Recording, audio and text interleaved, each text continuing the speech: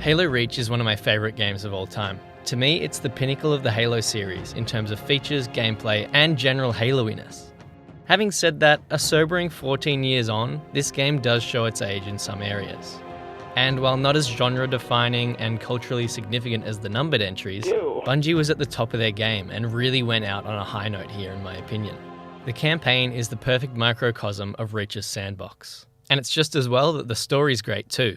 This is an 8-hour action movie where you come to know each and every member of Noble Team as people, what they stand for, and what they're willing to sacrifice. Unlike the Green Boy games, where the entire galaxy lives or dies by just one person's actions, the stakes here are more personal, grounded, and human. These characters give their lives one by one, not knowing if the human race will even be able to make it count. Also, the Spartans were actually child soldiers. Thankfully, one of these is pretty much exactly one of these, And space battles?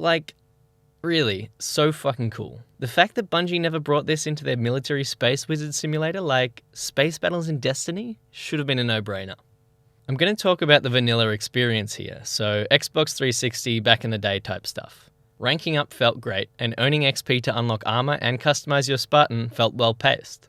This game came out in a pre-loot box and live service gaming industry. Meaning you bought the thing and you got the thing and you could play the thing anytime you want and you didn't have to be online with the thing. Wild concept, I know. As every Halo game since Reach has released just more and more bare bones with each successive entry, the bounty of game modes here makes me pine for simpler times. Everything just worked and fun was put first. Speaking of fun being put first, Invasion is a game mode that I've never found a replacement for. It truly feels like an asymmetrical evolution of Big Team Battle.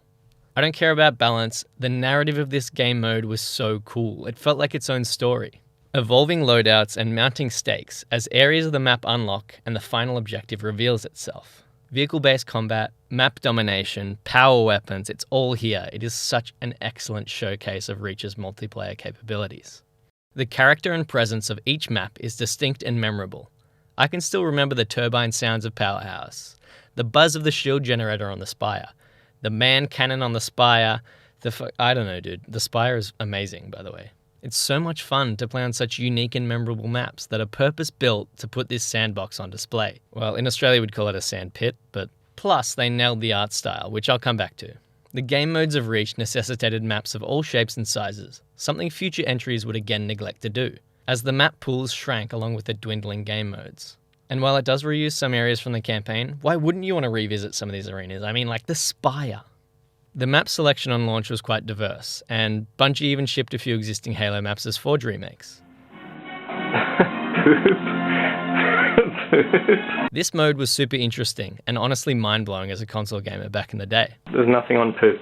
The only thing that managed to upstage this for me was Gary's mod on PC, which I wouldn't discover for another couple of years, but Forge here offered just about everything a 2010 console gamer could want, and more. Yeah, this was definitely made by a 12-year-old. I spent countless hours playing and replaying the same gimmicky maps with friends, and it really felt like the sandbox was boundless.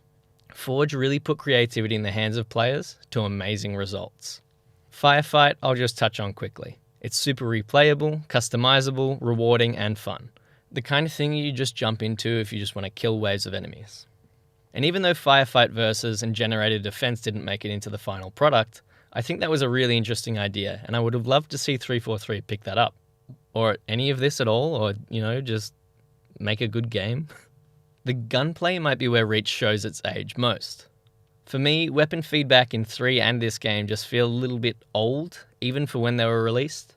And when you look at how crispy Destiny is, or even look at Halo 5, you can really see where Reach was just an iteration of Halo 3 and not a full-on evolution.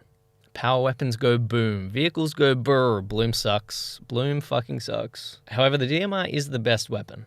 This sandbox is varied, but a little bit more grounded than Halo 3, with a few glaring omissions, but a few worthwhile additions to the series. And having said all that about the weapon feedback feeling a bit lacking, popping a shieldless enemy in the head just feels really nice. One thing I'll say about the power weapons in this game is that they feel like power weapons. Especially for the melee weapons, they did a really great job making them feel just as scary to come up against as some of the heavy-hitting explosive weapons. The risk versus reward aspect of assassinations is undeniable, and it feels so cool and satisfying to execute your enemy in cold blood.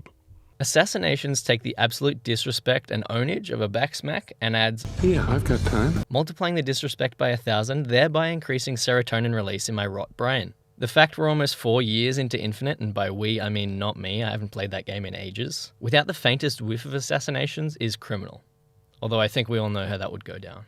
There's no animation cancel for assassinations, and it's objectively less tactically sound than a quick backsmack. But Rule of Cool has been going for assassinations any chance I get. Best achievement in the game, by the way. Assassinations are the kind of example that make me think if video games aren't cool, fun, and feel nice like this, what's the point?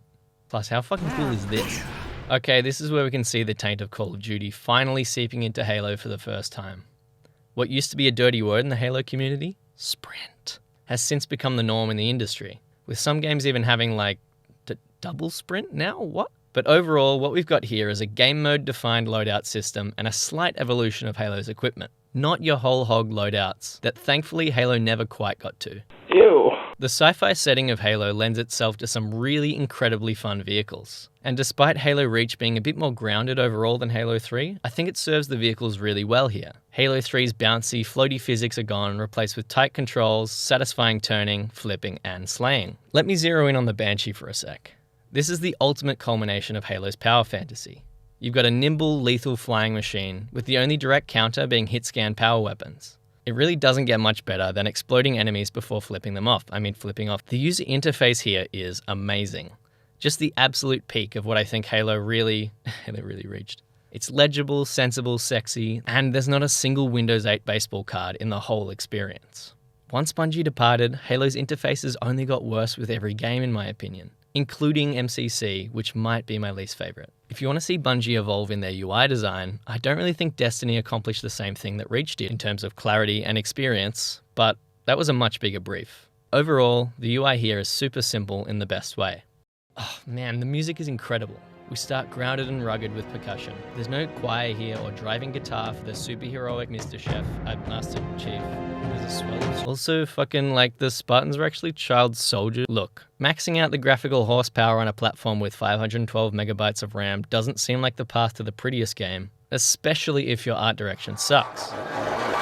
Thankfully, Reach's art direction isn't sucks. Reach iterated upon the technical achievements of Halo 3 with a grungier art style to make an infinitely more timeless aesthetic.